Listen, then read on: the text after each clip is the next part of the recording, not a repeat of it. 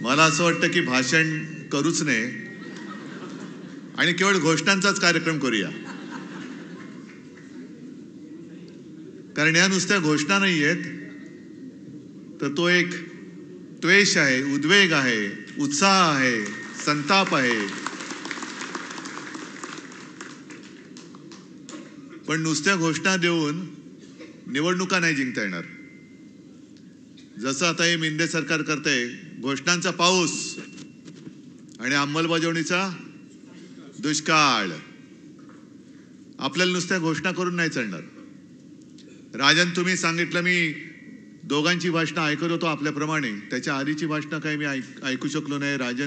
राजेजी बोललेत, आणखीन ज्योतिताई तुम्ही बोलल्यात, प्रत्येकाने आपापले विचार मांडले. पण राजन, तुम्ही जे बोललात ते फार महत्वाचं आहे. दुबार मतदार नोंदणी आणि कलेक्टरना सांगून सुद्धा त्यांनी काही केलं नाही. 3 महिने थांबा. मग हे सरकारी कलेक्टर आणि मेंढ्यांचे कलेक्टर माहिती आहेत ना, एक चांडाळ चौकडे आहे म्हणतात. हे सगळे कलेक्टर कुठे पाठवतो ते बघा. यांना तुरुंगाचे गज मोजायला लावूया. कारण ही काही गंमत नाहीये. हे ठाणे जे उभं राहिलेलं आहे त्याच्या मागे शिवसेना प्रमुखांचं प्रेम, ठाणेकरांचं शिवसेना प्रमुखांवरचं प्रेम आणि ठाणेकरांची शिवसैनिकांची मेहनत, अपार मेहनत. ही मेहनत जर झाली नसती तर मेंढ्यांची दाढी उगवलीच नसती. विषय अनेक आहेत आणि संजयने उत्तम भाषण केलेलं आहे. आता उत्सुकता नमक-हराम 2 ची आहे. समोर दिसतोय, पण तो जगाला दाखवायचा आहे. फक्त संजय एकच, ती नागाची उपमा दिली. नागाचा कमी काय अपमान करू इच्छित नाही. हे तर मांडूळ आहे, गांडूळ नाही, मांडूळ, दुतोंड्या, ज्याला फणाच नाहीये. हे सरपटणारे प्राणी आहेत. फणाला सुद्धा एक स्वाभिमान लागतो. हे मोदींसमोर वळवळणारं मांडूळ आहे. ते तो उल्लेख केलास ना, दिल्ली समोर लोटांगण घातलं, कारण हे स्वतः सरपट्ट आहे.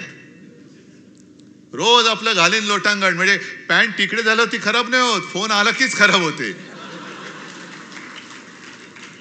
जसे असाल तसे या, नशीब पॅन्ट घातलेली असते. हे ताबडतोब जातात. पण या भगव्या सप्ताहाचा समारोप होतोय आणि या भगव्या सप्ताहाचं मूळ, त्याचं कारण हे दुबार मतदार नोंदणी, आपले मतदार नोंदणी, यादी वाचन हे करण्यासाठीच होतं. आणि हे तुम्ही सगळ्यांनी केलं असेल असं मला वाटतं. केले सगळे विधानसभा मतदारसंघ, या जेवढे लोकसभेत येत आहेत तेवढ्या सगळ्यांमध्ये आपले गटप्रमुख आहेत. आवाज नाही आला. हा खरा आवाज आहे की खोटा आवाज आहे? मी बोललोय म्हणून हो नका बोलू. यंत्रणा घट्ट आहे. त्याच वेळेला त्यांनी लबाडी करून हे जिंकलेले आहेत. खरं म्हणजे ठाणेकरांचं मी कौतुक करायला आलेलो आहे. कारण सगळं काही पळवलं, जोर जबरदस्ती, पैशाचं वाटप, एवढं करून सुद्धा 5.25 लाख ठाणेकर आपल्या सोबत निष्ठेने आणि प्रेमाने उभे राहिले. 5.25 लाख. ती बाजूला आपली वैशालीताई बसलेली आहे, साधी महिला कार्यकर्ती. समोर मिंद्याचं कार्ट, स्वतः मिंदे. तरी सुद्धा या माझ्या कार्यकर्त्या महिलेचा पराभव करायला विश्वगुरूंना आणावं लागलं. हा आपला विजय. जवळपास 4.25-4.5 लाख मतं कल्याणकरांनी दिली. हाच तर आपला विजय. कारण आपल्याला लांडी लबाडी करून काही नकोय. जे काय आहे ते हक्काचं पाहिजे, प्रेमाचं पाहिजे. विकत भाज्या घेता येतात, मतं विकत नकोय आम्हाला. मतं नाही विकत घेत आपण कधी. आणि प्रचंड पैसा ओतून सुद्धा ही एवढी मतं मिळवली, तरी सुद्धा विजय समोर दिसत नाही म्हणून लांड्याला बड्या केल्या. ती मुंबईमध्ये एक आपल्या अमोल कीर्तीकरांची सीट 48 मतांनी पराभव होऊ शकतो आपला मुंबईमध्ये? होऊच शकत नाही, ही चोरलेली सीट आहे. आणि त्याच्यानंतर ज्या 2 निवडणुका झाल्या, एक पदवीधर मतदारसंघ आणि शिक्षक मतदारसंघ, संपूर्ण मुंबई त्याच्यात मतदान करते, पदवीधर आणि शिक्षक.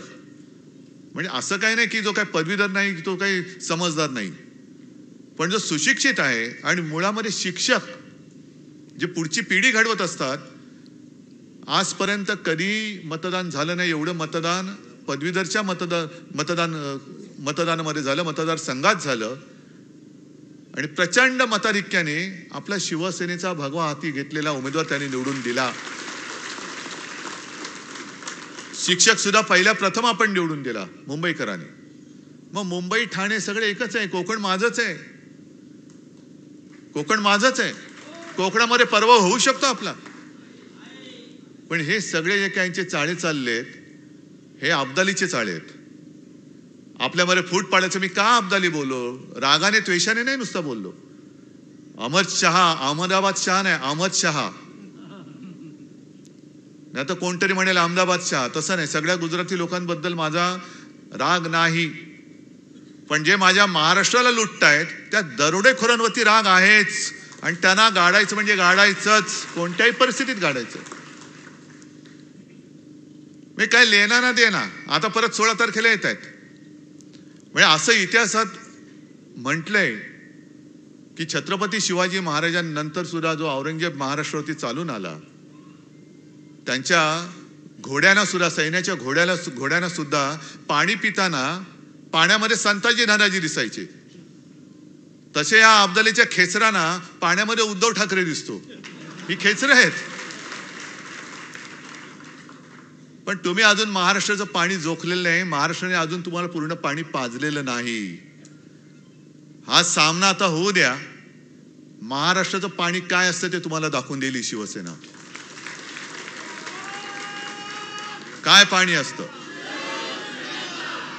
पण एक लक्षात घ्या की काही गोष्टी आपण सोडून देतो.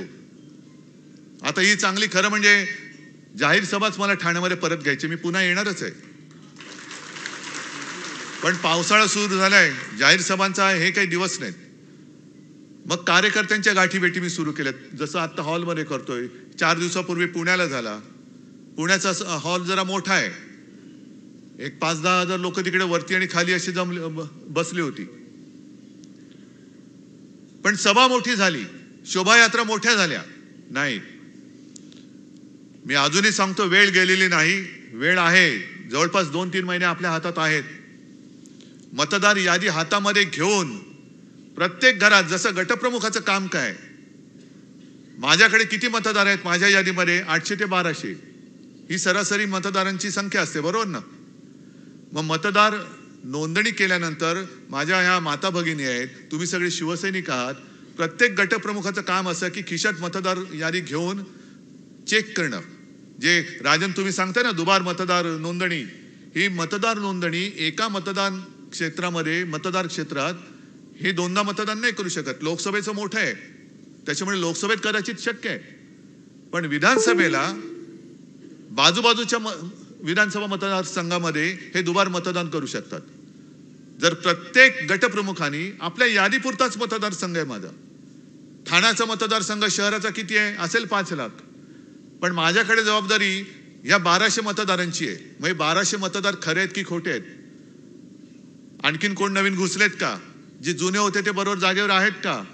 आणि मतदानाच्या दिवशी सुद्धा मतदान केंद्रापर्यंत त्यांना नेण्याची जबाबदारी ही आपण जर का घेतली आणि त्यांना मतदान केंद्रापर्यंत नेलं, तर मला असं वाटतं त्यांनी किती पैसा ओतू द्या, किती योजना ओतू द्या, आपला विजय झाल्याशिवाय राहणार नाही. फक्त त्याच्यात तुम्ही गफलत करू नका.